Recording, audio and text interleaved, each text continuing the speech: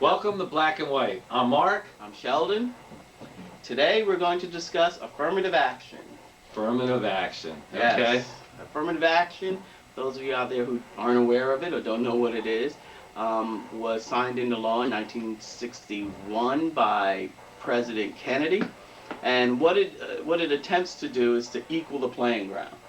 It attempts to, and at that point in time, it really does, what it was doing was forcing employers to hire to hire minorities, Okay. to hire black people, and that's what it was initially set up to do. Because up to that point, We couldn't get jobs, certain jobs. doors were shut. Doors were shut. Okay. We could only Okay. do certain things. Okay. So this was sort of forcing that, and then later on, there were additional amendments to that to make sure that one, the government was hiring a certain number of minorities, and then even going further than that, minority contracts, Right. and making sure that certain groups had representation in businesses. Okay. So the gist of it was back in the day when things were evolving for as far as the country went, to we were recognizing blacks as citizens in the vote, and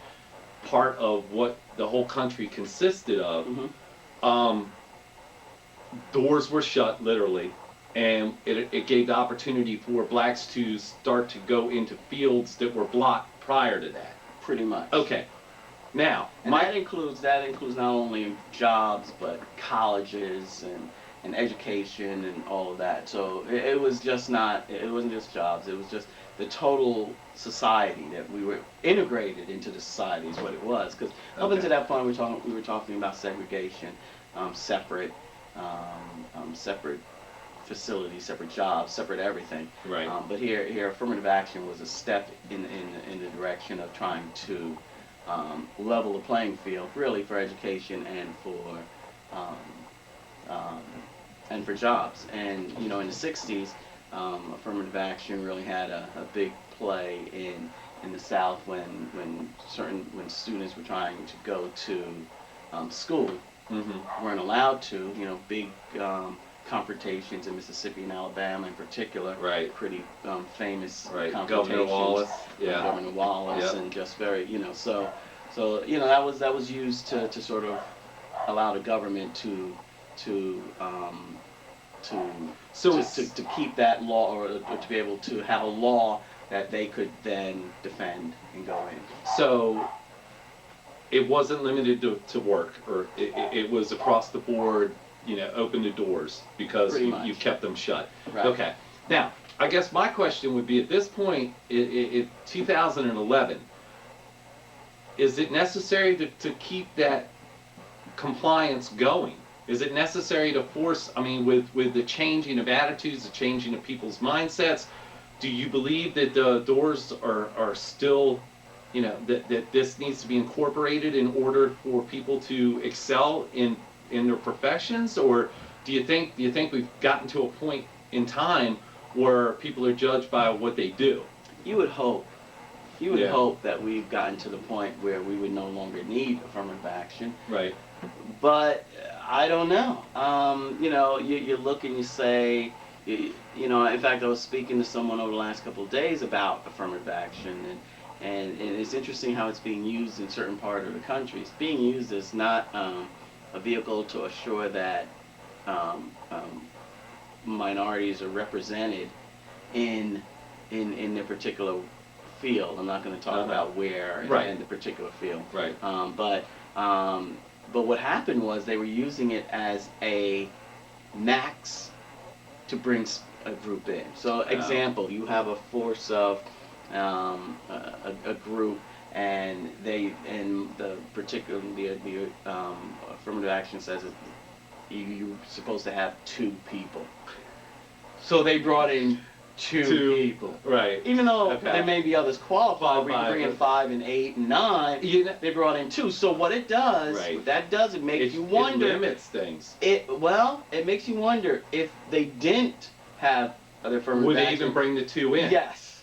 Hey, Would they even bring in the 2? And look. Well, I'm glad you brought that up, because I have a friend, and I can't give his name out because I don't think it's right for us to do this. Right. And he's a black male, and he was he was my best man in my second wedding, and that way only people that know us know who I'm talking about. He wanted to be a Delaware State trooper, okay? But they only allowed, and it's funny you gave the number, it was 2 or 3 within the state, they would allow blacks every year to become a Delaware State trooper. And he missed it by one year, okay? Because I think they gave like the top 5, and he was number 4, okay? And he had he had gone to school, he went to college, he got everything he needed to be a Delaware State trooper, but the door was shut because the quota was filled, see? And in his eyes, it was racist as far as, the day is long.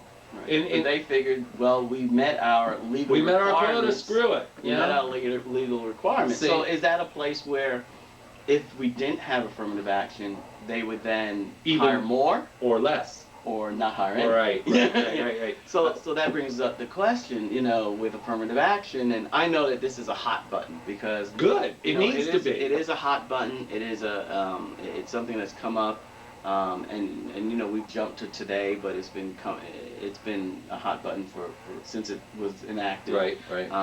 But again, being behind the 8 ball, which is what we were. Right. You have to do something to try to level the playing field. And the question is, when does it become level?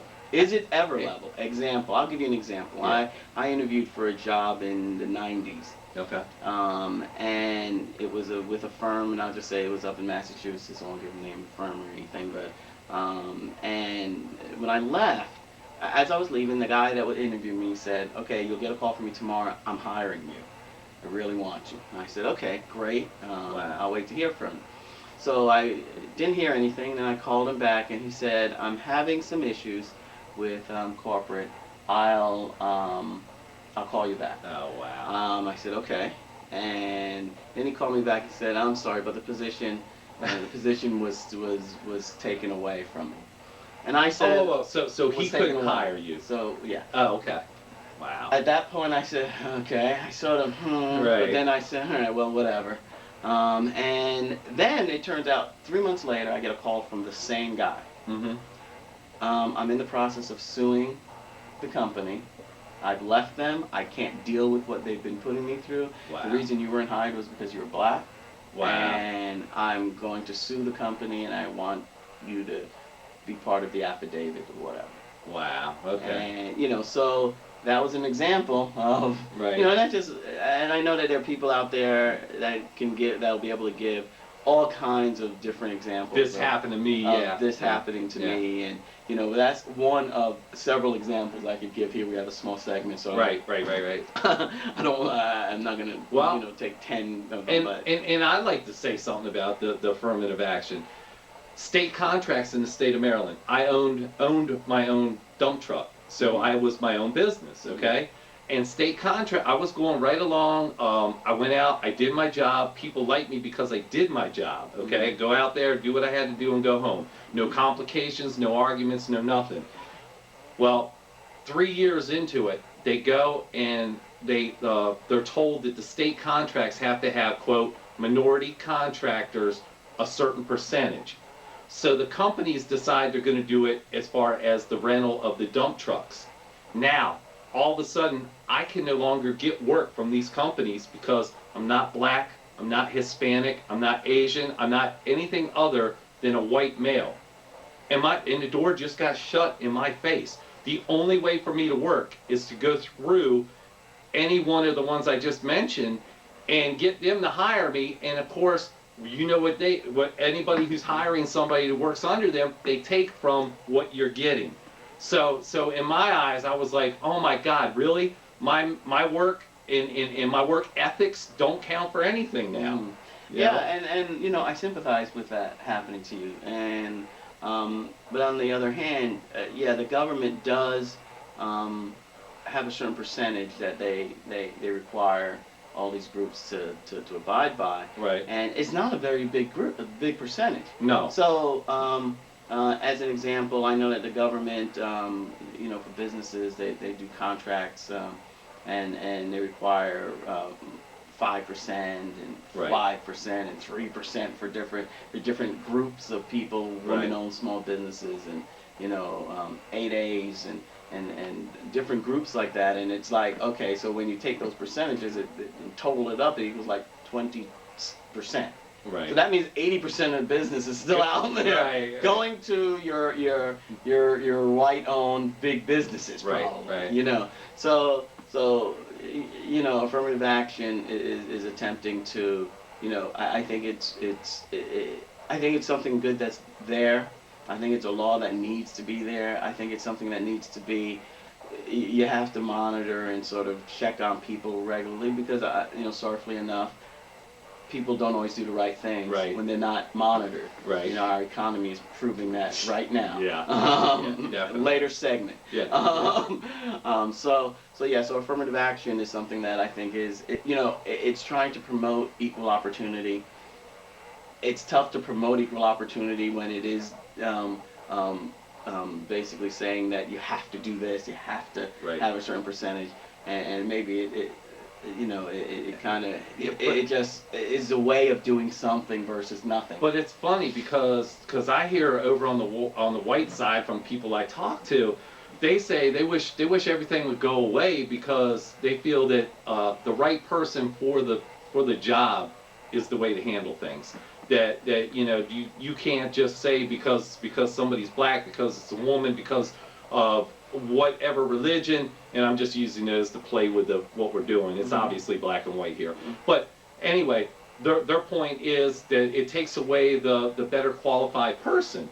And to me, I feel that personally, but it is what it is. I moved on and went somewhere else. Yeah, and I completely agree that in a perfect world, in a world where we don't have to worry about injustice and racism and sexism and all of that, Right. that absolutely, the better person should get the job. And if people could hire that way or do things that way, then we don't need the law. Right. But the problem is that's not how it works. And I think and I think it always has to be some kind of checks and balances. And here's one of the things I really think needs to be brought up: the assumption that you're white and you get everything is a ridiculous assumption. But it's assumed that all white people, and this is a percentage of people assume this, that we've got it made. I have the same struggles that anybody else has. Absolutely. And I think Obama, during his campaign, actually focused on it. He said there's a pocket of white people that are sitting here going,